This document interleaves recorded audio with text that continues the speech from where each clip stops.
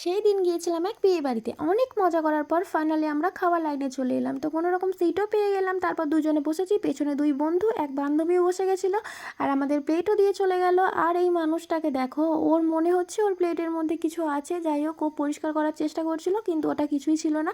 তারপর দিয়ে চলে গেল এই কিউট কিউট জলের বোতলগুলো। জল খেয়ে কিন্তু খুব মজা আছে। তারপর এই লোকটা একটা গোলাপ দিতে এসেছে আর ও তো সেই সময় তোমরা দেখো কি করছে, দিয়ে তাড়াতাড়ি বলছে ধর ধর ধর আমারটা ধর। ওর কাছ থেকে আমাকে তার মানে গোলাপটা নিতে দিল না। ঠিক আছে, তো নিজেই খুব হাসছে, বলছে আমার আগে কেউ গোলাপ দিয়ে চলে যেত, ভ্যালেন্টাইন আসেনি এখনো, কত কথা। যাই হোক, এগুলো আসলে গোলাপ নয়, এইগুলোই ছিল আমাদের আজকের মেনু কার্ড। তো ফার্স্টেই আমার প্লেটে দিয়ে গেল 1 পিস লেবু, তারপর মশালা কুলচা আর তার সাথে পনির পাসিন্দা। আহা, যা কম্বিনেশন ছিল না, খুব মজা করে খেলাম। যেহেতু আমি রাইস কারি কিছু খাবো না ভেবেছিলাম, তাই জন্য আমি ডাবল কুলচা নিয়েছিলাম আর পনির পাসিন্দা নিয়েছিলাম। অসাধারণ টেস্টি ছিল। তারপরেই দিয়ে গেল আমার প্লেটের মধ্যে ভেটকি ফ্রাই।